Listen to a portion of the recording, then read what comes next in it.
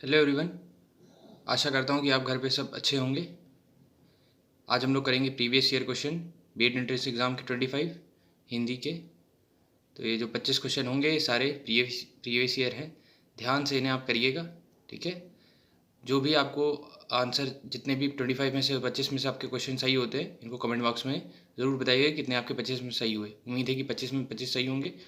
Regular हमारी class 5:30 बजे होती है हिंदी की, तो ध्यान दीजिएगा और ध्यान से पढ़िए। तो पहला प्रश्न आपके सामने है, क्या लिखा है? निज डैश उन्नति अहे सब डैश को मूल।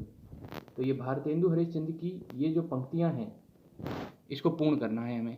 तो अगर आपने पढ़ा हो तो समझ आ गया होगा, लेकिन तभी देखते हैं।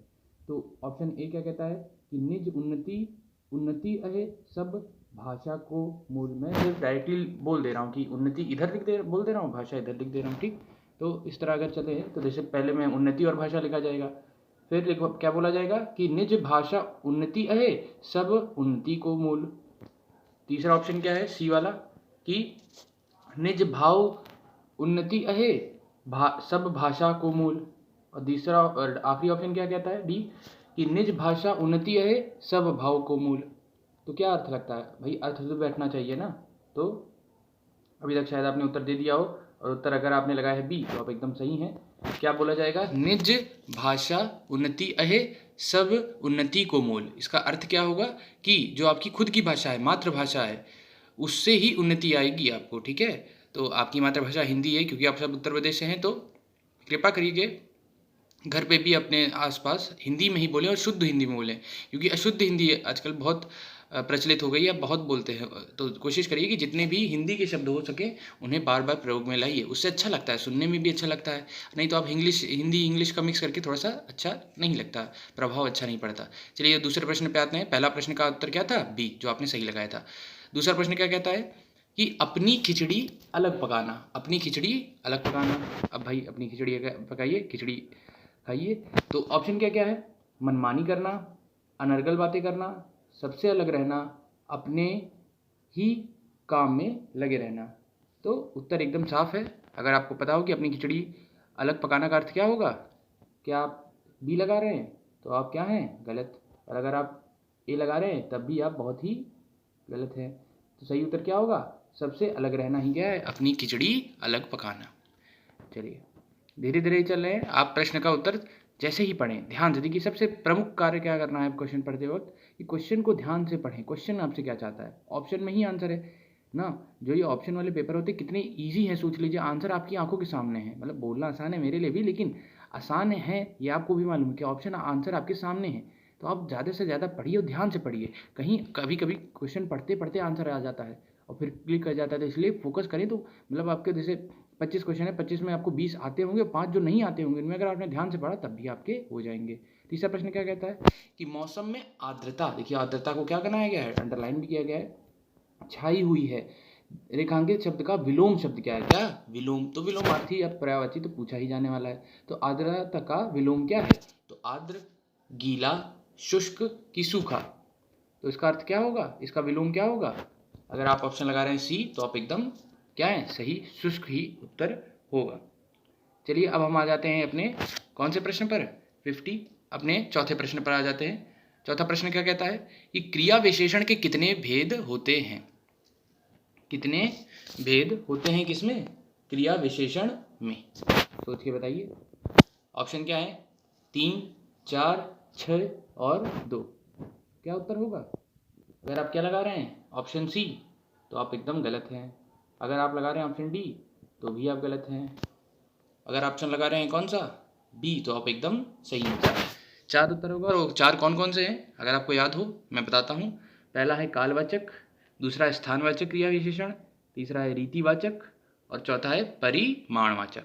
ठीक है, याद रहेगा। चलिए कॉपी ज़रूर साथ में रखिए, नोट करते रहिए, पॉज कर लीजिए जैसे ही भी आपकी इच्छा हो, लेकिन लिखिए ज़रूर। सिर्फ सुनने से नहीं होगा, लिखने से भी होगा। जो भी प्रश्न आपको लगते हैं कि यार ये तो यूनिक है, ये थोड़ा सा नया आ गया, जो आपने पढ़े हैं वो अच्छी बात है, लेकिन ज़रूर जो यूनिक लगे, नए लगे, और सारे नहीं है शायद, ठीक है, तो उनको ज़रूर आप मार्क करिए अपने दिमाग उस कॉपी पे। पांचवा प्रश्न क्या कहता है कि पानी शब्द का वचन क्या है? वचन किसका? पानी शब्द का वचन क्या है? तो क्या क्या ऑप्शन है? एक वचन, सदा एक वचन, बहुवचन और सदा बहुवचन। तो क्या उत्तर होगा? अगर आप लगा रहे हैं कौन सा ऑप्शन, सदा बहुवचन, तो आप एकदम क्या हैं, वही गलत। सही उत्तर क्या होगा? सही उत्तर है सदा एक वचन। पानी हमेशा क्या है, सदा एक वचन का शब्द है। चलिए आते हैं अपने छठे प्रश्न पर। छठा प्रश्न क्या कहता है? विलोम शब्दों के अनुचित, अनुचित है, उचित नहीं है, अनुचित जोड़े को पहचानिए। अनुचित मतलब जो गलत है, जो गलत लिखा गया है, उस जोड़े को आपको पहचानना है। ठीक है, कौन से प्रश्न पे हैं? अपने छठे प्रश्न पे हैं। उत्तर दीजिए। ऑप्शन पढ़ता हूँ मैं। पहला ऑप्शन क्या है? लभ्य, लभ्य अलभ्य। दूसरा शेष अशेष। तीसरा शिष्ट परिशिष्ट। चौथा शीर्ष और तल। तो इसमें से कौन सा अनुचित है, कौन सा गलत है, कौन सा लग रहा है आपको? तो अगर आपको ऑप्शन लग रहा है कौन सा, सी, तो आप एकदम सही हैं। शिष्ट परिशिष्ट क्या होता है सही में? शिष्ट और अशिष्ट होता है। क्या होता है? अशिष्ट। शिष्ट और अशिष्ट होता है, इसको ध्यान रखिएगा। चलिए आते हैं अपने सातवें प्रश्न पर। सातवां प्रश्न क्या कहता है? ध्यान से प्रश्न को पढ़िए। क्या बोला जा रहा है? प्रधानमंत्री बाढ़ग्रस्त क्षेत्रों का दौरा करेंगे। प्रधानमंत्री बाढ़ग्रस्त क्षेत्रों का दौरा करेंगे। तो वाक्य में कौन सा काल है? काल, ठीक है, काल कौन सा है, टेंस कौन सा है, कौन सा काल चल रहा है? क्या सामान्य वर्तमान काल चल रहा है, कि सामान्य भविष्यत काल चल रहा है, कि सामान्य भूतकाल चल रहा है, कि संभाव्य भूतकाल भविष्यत काल चल रहा है? तो देखिए करेंगे क्या है कि अभी तक किया नहीं गया है। करेंगे का अर्थ यही तो हुआ कि अभी तक किया नहीं गया है। तो इससे हमें क्या पता चलता है कि भूतकाल तो नहीं है, कि भूतकाल में तो कार्य हो गया होता है और वर्तमान में भी कार्य चल रहा होता है। तो भविष्य काल का अब ये हो गया। तो अभी हमारे पास क्या बचे? दो ऑप्शन बचे, बी और डी। बी और डी में क्या होगा कि ये सामान्य है कि संभाव्य है। तो इसको आपको बहुत आराम से पहचानना है कि ये क्या है, सामान्य है। इसमें कुछ वो नहीं है कि कुछ अनोखा हो रहा है, सामान्य है कि होगा, करेंगे। ठीक है, तो ये कैसे, इसका उत्तर क्या होगा? अगर आप समझ गए तो आपने सही उत्तर भी लगाया होगा, सामान्य भविष्यत काल होगा इसका उत्तर। ठीक है, चलिए बी ऑप्शन होगा। अब आते हैं अपने आठवें प्रश्न पर। आठवां प्रश्न क्या कहता है कि ये बहुत अच्छा प्रश्न है। अगर आप थोड़ा हिंदी से लगाव रखते हैं तो आपको पता होगा। प्रकृति का सुकुमार कवि किसे कहा जाता है? सुकुमार कवि किसे कहा जाता है? तो ऑप्शन में क्या है? सूर्यकांत त्रिपाठी निराला, सुमित्रा नंदन पंत, जयशंकर प्रसाद, की महादेवी वर्मा। तो ये आपको उत्तर पता होना चाहिए और ध्यान रखिएगा। किसे बोला जाता है? सुमित्रा नंदन पंत को बोला जाता है, पंत जी को बोला जाता है। ठीक है, बी ऑप्शन। अब सही लगाया तो बहुत अच्छी बात है। आगे बढ़ते हैं। अब अपने आते हैं नौवें प्रश्न पर। नौवां प्रश्न क्या कह रहा है? मुकुल निम्नलिखित में से किस शब्द का समानार्थी है? देखिए अभी एक विलोमार्थी पूछा गया था, अब क्या पूछा गया? समानार्थी। किसका? मुकुल का। तो मुकुल का समानार्थी के ऑप्शन क्या क्या है? ए कली, बी कमल, सी मीन, डी कनक। तो क्या उत्तर लग रहा है? अगर आपको उत्तर क्या लग रहा है सोचिए, उत्तर सोच समझ के लगाइएगा। अगर उत्तर आपको लग रहा है क से कली तो एकदम आप महाबली। ठीक है, एकदम सही है आप। ए उत्तर होगा। मुकुल का समानार्थी क्या है? कली। चलिए आते हैं अपने 10वें प्रश्न की ओर। क्वेश्चन समय। देखिए पेपर के दौरान आपके पास समय और सही उत्तर लगाने का, दोनों का एक सामंजस्य बैठाना पड़ेगा आपको कि सही भी करिए और कम समय में भी करिए। तो इसलिए वो अपनी प्रैक्टिस बार बार करते रहें। ज़्यादा से ज़्यादा आप पेपर लगाएं। हम लोग क्वेश्चन डेली ला रहे हैं, 25 लगाइए, उनको ध्यान से पढ़िए। अगर कोई गलती हो रही है तो उसको डीप जाइए। जो देखिए पर्यायवाची हो गया, विलोमार्थी हो गया, अलंकार हो गया, समास हो गया, त्रुटि निकालना हो गया, ये सब तो एकदम आने ही आने हैं। तो अब इनको हम ना पढ़ें तो फिर तो हम क्या ही हैं। ठीक है, चलिए अब आते हैं अपने 10वें प्रश्न में। क्या कह रहा है? निम्न वाक्यों में से विशेषण संबंधी वाक्य चुनिए। विशेषण संबंधी, ठीक है, जो विशेषण संबंधी हो। चलिए तो पहला ऑप्शन क्या है? रमा अच्छा गाती है। दूसरा ऑप्शन क्या है? धीरे धीरे बोलो। मैं क्यों धीरे धीरे बोलूँ? अच्छा नहीं, अच्छा ऑप्शन है, चलिए धीरे धीरे बोलो। फिर क्या है? आज वर्षा अधिक हुई। आखिरी ऑप्शन क्या है? सुनैना अच्छा चित्र बनाती है। तो उत्तर क्या होगा? प्रश्न क्या पूछ रहा है कि विशेषण संबंधी वाक्य क्या है? विशेषण संबंधी। ध्यान रखिएगा, विशेषण और क्रिया विशेषण में क्या अंतर होता है। ठीक है, तो यहाँ विशेषण संबंधी क्या है, ध्यान रखिएगा। उत्तर क्या होगा इसका? आपका सुनैना अच्छा चित्र बनाती है। ये क्या है? वाक्य विशेषण संबंधी है। ये वाला वाक्य क्या है? विशेषण संबंधी। बाकी में क्या है? क्रिया विशेषण है। कैसा विशेषण है? क्रिया विशेषण। ठीक है, चलिए अच्छा गाती, धीरे बोलो, वर्षा अधिक। ठीक है, तो ये क्रिया विशेषण थे और आपका जो डी ऑप्शन था वो क्या था? सिर्फ विशेषण संबंधी था। चलिए अब जाते हैं अपने 11वें प्रश्न पर। क्या कह रहा है? दूर दूर तक विस्तृत था हिम, स्तब्ध उसी के हृदय समान में कौन सा अलंकार। देखिए यहाँ क्या आ गया, एक वर्ड है समान और एक आपका हिम और एक आपका हृदय और दूर दूर।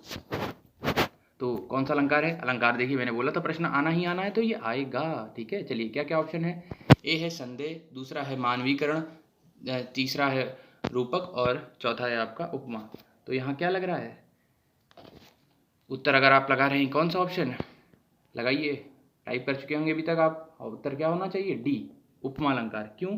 देखिए यहाँ हृदय की स्तब्धता की तुलना दूर दूर तक फैली बर्फ से की गई है, इसलिए यहाँ कैसा अलंकार होगा? उपमा। समान भी तो शब्द है ना, समान, इसलिए यह कैसा अलंकार होगा? उपमा अलंकार होगा। अब आते हैं अपने 12वें प्रश्न पर। 12वां प्रश्न क्या कहता है? तुलसीदास द्वारा रचित रामचरितमानस में कितने कांड हैं? तो ये बहुत प्रश्न इजी होगा आपके लिए शायद। कितने कांड होंगे? 7, 8, 5 कि 12? तो अगर आप क्या लगाते हैं 7 तो आप एकदम सही। ठीक है, 7 कांड होते हैं। कौन कौन से कांड होते हैं आपको याद है क्या? बताता हूँ मैं। बाल कांड, अयोध्या कांड, अरण्य कांड, किष्किंधा कांड, सुंदर कांड और लंका कांड, और आखिरी क्या है? उत्तरकांड आखिरी में जोड़ा गया था, ये बोला जाता है कई लोगों द्वारा। चलिए अब आते हैं हम लोग अपने 13वें प्रश्न पर। क्या कह रहा है 13वां प्रश्न? ये कह रहा है कि आधा तीतर आधा बटेर होना का अर्थ क्या है? अब सोचिए, आधा तीतर है कोई और आधा बटेर का अर्थ क्या है? तो क्या क्या ऑप्शन है? रंग बिरंगा होना, ये है क्या उत्तर? अर्थ इसका। असंभव कार्य करना, ये है क्या इसका उत्तर? छोटा बड़ा होना, क्या ये है इसका उत्तर? बेमेल तथा बेढंगा होना, क्या ये है इसका उत्तर? सोचिए। तो अगर आप ऑप्शन क्या आंसर लगा रहे हैं? ऑप्शन अगर आप लगा रहे हैं डी, कौन सा? बेमेल और बेढंगा होना, तो आप एकदम क्या हैं? सही। ठीक है, बहुत बढ़िया। चलिए अब आते हैं अपने 14वें प्रश्न पर। ध्यान से पढ़िए प्रश्न को, ध्यान से। नवनीत शब्द का समानार्थी निम्नलिखित में से कौन सा है? नवनीत का समानार्थी पूछा गया है। देखिए समानार्थी विलोमार्थी तो पूछा जाना है, मतलब एकदम पक्का। तो जितने प्रश्न लगा सकें लगाइए। ये प्रश्न का उत्तर क्या होगा? अगर ऑप्शन लगा रहे हैं ग्रह तो गलत, नया तो गलत, नया चांद गलत, जल गलत, फिर सही कौन सा होगा? अब तो पक्का है कौन सा सही है? ताज़ा मक्खन। ठीक है, चलिए ये उत्तर होगा। नवनीत का समानार्थी क्या है? ताज़ा मक्खन। 15वें प्रश्न पर आते हैं। 25 प्रश्न करने हैं हमें अभी तक। 15 में अगर आपके 8 से और या 10 से ऊपर हैं तो बहुत बढ़िया, 15 में 15 है तो एकदम मतलब मज़ा ही आ गई। अपना एड्रेस लिखिए ज़रूर, हम टॉफ़ी भिजवाने की कोशिश करेंगे, सर से बोल देंगे। चलिए आते हैं अपने 15वें प्रश्न पर। क्या कहता है? हनुमान ने संजीवनी बूटी से लक्ष्मण के लिए होश लाए। अब ये प्रश्न है, प्रश्न में क्या बोला गया है कि इसमें त्रुटि का आधार पहचानिए। त्रुटि है भाई, पढ़ने में अजीब सा लग रहा था, तो इसमें त्रुटि है, त्रुटि आपको पहचाननी है। किस आधार पर त्रुटि है ये भी बतानी पड़ेगी। तो त्रुटि है ये तो पता है। त्रुटि मतलब क्या होता है? गलती है, ये तो हमें क्लियर है, ये तो पता है, लेकिन किस आधार पर है? आधार पूछा गया है तो आधार भी आपको बताना पड़ेगा। ऑप्शन क्या है? विशेषण पर है, कारक पे है, लिंग पर है कि वचन पर है। तो फिर आते हैं, हनुमान ने संजीवनी बूटी से लक्ष्मण के लिए होश लाए। इसमें किस आधार पर आपकी त्रुटि है? तो आधार क्या है? कारक है। तो सही वाक्य क्या होगा? हनुमान संजीवनी बूटी द्वारा लक्ष्मण को होश में लाए। ठीक है, तो ने नहीं होगा और आपका क्या नहीं होगा? के लिए नहीं शब्द होगा। तो क्या होगा? हनुमान संजीवनी बूटी द्वारा लक्ष्मण को होश में लाए। और किस आधार पर त्रुटि आप बता रहे हैं? कारक के आधार पर बता रहे हैं। चलिए अब आते हैं अपने 16 प्रश्न पर। 16 प्रश्न क्या कहता है? वर्तनी की दृष्टि से अशुद्ध शब्द का चयन करें। वर्तनी की दृष्टि से बोला जा रहा है, तो ये भी त्रुटियों वाले भी प्रश्न आएंगे, शुद्धता वाले प्रश्न भी आएंगे। ठीक है, तो क्या है ऑप्शन? आप क्या? परमार्थ, ठीक है, आशीर्वाद, महर्षि और सूर्योदय। तो इसमें से कौन सा ऑप्शन लग रहा है सही आपको? सोचिए, 5 सेकंड दे रहा हूँ। अगर ऑप्शन आप लगा रहे हैं कौन सा, जल्दी बताइए। अगर ऑप्शन लगा रहे हैं आप बी तो गलत, आशीर्वाद तो होता ही है, सूर्योदय भी होता है, तो ये भी सही है। हमें अशुद्ध बताना, अशुद्ध कौन सा है? कौन सा है? ए ऑप्शन है। ठीक है, असली में क्या होता है? असली वाला कौन सा होता है? पर, ठीक है, परमार्थ। ठीक है, आधा था और रा, परमार्थ। ठीक है, ये होता है। ठीक है, ये गलत लिखा है, ये अशुद्ध। चलिए अब आते हैं अपने 17वें प्रश्न पर। 17वां प्रश्न क्या कहता है? निम्न शब्दों में से सही शब्द का चयन कीजिए। निम्न शब्द में से सही शब्द का चयन कीजिए। तो ऑप्शन क्या क्या है? सब प्रणाम आपका जो उच्चारण में है सबका आएगा ऐसा ही कि मृदुल, मृदुल, मृदुल, मृधुर, धुर और मृदुल। ठीक है, मृदुल तो इस तरह है। तो सही क्या उत्तर होगा सोचिए। ये शब्द सही चयन करने वाला आएगा ही आएगा। तो इसको आप बहुत ध्यान से आँख खोल कर देखिए, कौन सा बहुत ही सूक्ष्म सी वो होती हैं त्रुटि, पहचानिए। अगर आप ऑप्शन कौन सा लगा रहे हैं सी, तो आप गलत हैं, ये सही नहीं है, ना ही ये सही है और ना ही आपका डी ऑप्शन सही है। सही कौन सा है? ए। चलिए बहुत बढ़िया। अब आ जाते हैं अपना 18वें प्रश्न पर। 18वां प्रश्न क्या कहता है? निम्नलिखित में से समानार्थी शब्द का कौन सा जोड़ा सही नहीं है? नहीं है, नहीं है, नहीं पे बहुत फोकस करें। आधे बच्चे यहीं जाने वाले हैं कि नहीं कहाँ है, आप सही वाला देख लेंगे। ठीक है, तो दांत, दंत, रदन, चांद, राकेश, शशि, झंडा, ध्वज, पताका, कमल, अम्बु, आब। तो इसमें से कौन सा समानार्थी शब्द नहीं है? कौन सा नहीं है? आपको अगर ऑप्शन लगा रहे हैं डी तो बहुत सही है, कमल, अम्बु, आब आपका क्या समानार्थी शब्द नहीं है, ये जल के हैं। ठीक है, अम्बु और आब। चलिए अब आ जाते हैं अपने 19वें प्रश्न पर। क्या कह रहा है? हिंदी साहित्य के इतिहास में प्रसिद्ध कबीरदास, सूरदास, महावीर प्रसाद द्विवेदी, प्रेमचंद, हरिवंश राय बच्चन आदि किस प्रदेश से हैं? किस प्रदेश से हैं? तो ऑप्शन में क्या क्या है? गुजरात, महाराष्ट्र, उत्तर प्रदेश, असम। तो उत्तर आपको मुझे लगता है कि आपको मालूम होगा और मालूम होना चाहिए। ठीक है, ये सारे महान साहित्य के जो आपके हैं ये कहाँ के हैं? अपने प्यारे उत्तर प्रदेश के ही हैं, जहाँ हम और आप निवासी हैं। ठीक है, तो जैसे कबीरदास थे वो कहाँ के थे? वाराणसी के थे। सूरदास थे वो किधर के थे? तो वो मथुरा आगरा मार्ग से मतलब में थे। और महावीर प्रसाद द्विवेदी किधर के थे? रायबरेली के थे। प्रेमचंद कहाँ के थे? वाराणसी के थे। हरिवंश राय बच्चन कहाँ के थे? तो प्रयागराज के थे। तो इतना अच्छी अच्छी जगह से थे, आप भी शायद इनमें से कहीं के हों। उत्तर प्रदेश के तो हैं जहाँ तक मुझे उम्मीद है। ठीक है, चलिए अब आ जाते हैं अपने 20वें प्रश्न पर। क्या कह रहा है? रेलगाड़ी एक डैश शब्द है। ऑप्शन में क्या क्या है? देशज है, विदेशज है, तद्भव है कि संकर शब्द है। तो क्या बोला कि पूछा गया है कि रेलगाड़ी कैसा शब्द है? तो उत्तर बताइए, देशज है कि विदेशज है कि तद्भव है कि संकर है? तो अगर ऑप्शन आप कौन सा लगा रहे हैं डी संकर, तो आप एकदम सही हैं। संकर का अर्थ क्या है कि रेलगाड़ी एक संकर शब्द है, इसलिए है क्योंकि यहाँ दो शब्द का मेल है। कौन कौन सा? एक रेल और एक गाड़ी। रेल कैसा शब्द है? रेल एक कैसा शब्द है? विदेशज है, कैसा है? अंग्रेजी का एक शब्द है। और जो गाड़ी है, जो आपका गाड़ी शब्द है, वो कैसा है? आपका एक हिंदी का शब्द है। तो यह दो शब्दों के योग से बना है। दो अलग अलग भाषाओं के शब्द से मेल को संकर शब्द कहते हैं। तो ध्यान पे रखिएगा अपने। अब जाते हैं अपने 21वें प्रश्न पर। चलिए अब ध्यान से आखिरी 5 प्रश्न हैं, इन पे बहुत ध्यान दीजिए। क्या बोला जा रहा है कि मानसिक और शारीरिक कष्ट द्वारा उत्पन्न स्थिरता को क्या कहते हैं? ठीक है, क्या मानसिक और शारीरिक कष्ट को द्वारा उत्पन्न स्थिरता को क्या कहते हैं? तो ऑप्शन में क्या क्या है? मोह, ग्लानि, आवेग, आयुषा। ठीक है, असूया सॉरी।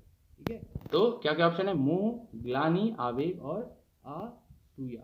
तो क्या बोला जाता है? जब मानसिक तथा शारीरिक कष्ट द्वारा उत्पन्न स्थिरता को क्या कहा जाता है? तो उसे बोला जाता है क्या? ग्लानि। ठीक है, ग्लानि कहा जाता है। क्या बोला जाता है? ऑप्शन डी ग्लानि बोला जाता है। चलिए अपने 22वें प्रश्न पर आते हैं। जैसे भौरा शब्द आ गया, भौरा शब्द का पर्यायवाची बताइए। देखिए समानार्थी, पर्यायवाची, विलोमार्थी, ये सब आने ही आने हैं। तो भौरा शब्द का पर्यायवाची क्या होगा?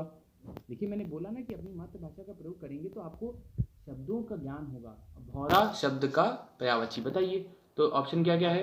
कुज, आली, भ्रमर और खदोय। तो क्या उत्तर होगा? तो कल अगर आपने क्लास की है तो आपको पता होगा क्या होगा, तो उसका उत्तर भ्रमर होगा। ठीक है, 5:30 बजे हमारी क्लास होती है। बाकी क्लासेस जो हैं आपकी जीके की 7 बजे से होती है। फिर आपकी क्लास 3 बजे भी एक होती है। 10 बजे आपकी भी सुबह 10 बजे सामान्य ज्ञान की भी होती है। 12 बजे एक आपकी रीजनिंग की क्लास होती है। और 4 बजे आपकी कला वर्ग की होती है। और 5 बजे आपकी हिंदी वर्ग की 5:30 बजे आपकी क्लास होती है।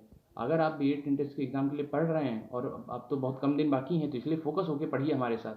हम लोग भी मेहनत कर रहे हैं, सर भी मेहनत कर रहे हैं। तो क्लासेस आप करिए, आपको अच्छा लगेगा। और घर पे भी प्रैक्टिस करिए खूब सारे। जो भी प्रश्न के हों हमारे टेलीग्राम चैनल से जुड़िए, लिंक आपको मिल जाएगा। और आप ज़रूर जुड़िए, तो हम लोग सपोर्ट कर रहे हैं आपका। आप भी हमारा करें, वीडियो को लाइक करें और अपने दोस्तों में शेयर ज़रूर करें। चैनल सब्सक्राइब कर लिया होगा, अगर नहीं किया तो ज़रूर करें, ठीक है। चलिए अब जाते हैं अपने 23वें प्रश्न पर। 23वां प्रश्न क्या कहता है कि निम्न में स्त्रीलिंग शब्द कौन सा है? स्त्रीलिंग शब्द कौन सा है? ठीक है, स्त्रीलिंग शब्द। तो ऑप्शन क्या क्या है? पहला ऑप्शन है शोभा, दूसरा है शस्त्र, तीसरा है पालन और चौथा है नित्य। तो कौन सा ऑप्शन उत्तर होगा? कौन सा शब्द स्त्रीलिंग है? बताइए। अगर आप उत्तर कौन सा लगा रहे हैं, बी, तो आप गलत हैं। और अगर सी लगा रहे हैं तब भी आप बहुत गलत हैं। डी लगा रहे हैं तब भी आप गलत हैं। उत्तर क्या होगा इसका? बचा क्या ऑप्शन? ए। तो शोभा इसका उत्तर होगा। शोभा शब्द स्त्रीलिंग है। शस्त्र, पालन, नित्य कैसा शब्द है? पुल्लिंग शब्द है। अब आते हैं अपने 24वें प्रश्न पर। ध्यान दीजिए, जो शब्द क्रिया की विशेषता बताएं, जो शब्द क्रिया की विशेषता बताएं, मतलब बहुत आसान प्रश्न लग रहा है अगर पढ़ रहे हैं आप ध्यान से। तो जो शब्द क्रिया की विशेषता बताएं उसे डैश कहते हैं। क्या कहते हैं? क्या क्रिया भेद कहते हैं, क्या प्रतिज्ञा भेद कहते हैं, प्रतिज्ञा कहते हैं, क्या क्रिया रूप कहा जाता है, क्रिया विशेषण कहा जाता है? तो इससे सरल प्रश्न मेरे हिसाब से नहीं आ सकता, लेकिन बच्चे इसमें भी गलती करते हैं। आप वो बच्चे नहीं होंगे, मुझे पूरी उम्मीद है, ठीक है। क्रिया विशेषण कहा जाता है। बहुत बढ़िया, अगर आपने ये ऑप्शन लगाया है डी। चलिए और आते हैं अपने 25वें और आखिरी प्रश्न पर। मैं क्या बोला गया है प्रश्न में? मैं आज तक परीक्षा में सफल ही हुई हूँ। रेखांकित शब्द को पहचानिए। क्या शब्द है? मैं आज तक, ठीक है। तक शब्द, अब देखिए तक बोल रहा हूँ मैं, तो कितना जोर लग रहा है। तो इसका उत्तर क्या होगा? क्या है शब्द? कैसा है शब्द? निपात है क्या? क्या विशेषण है क्या? क्या सर्वनाम है क्या? क्या संज्ञा है क्या? बताइए। तो जहाँ भी क्या लगा? बल लग रहा हो। जहाँ भी क्या लग रहा हो? बल लग रहा हो, आपका बल प्रदान करना पड़ रहा हो, वो कैसा शब्द होता है? क्या होता है? निपात, ठीक है। निपात होता है ए ऑप्शन। चलिए 25 प्रश्न पूरे हो चुके हैं। 25 प्रश्न में जितने भी आपके सही हुए हैं इसको अपना कमेंट बॉक्स में लिखिए। मुझे उम्मीद है कि 20 से प्लस ज़रूर होंगे। और जो भी गलतियाँ हो रही उन पे ध्यान दीजिए। वही प्रश्न अलंकार, समास, त्रुटियाँ, यही शब्द आ रहे हैं। देशज, तद्भव, तत्सम यही आ रहा है, तो इनको भी पढ़ते रहिए। कोई भी दिक्कत हो ज़रूर बताइएगा कमेंट बॉक्स में। Thank you. Subscribe the channel.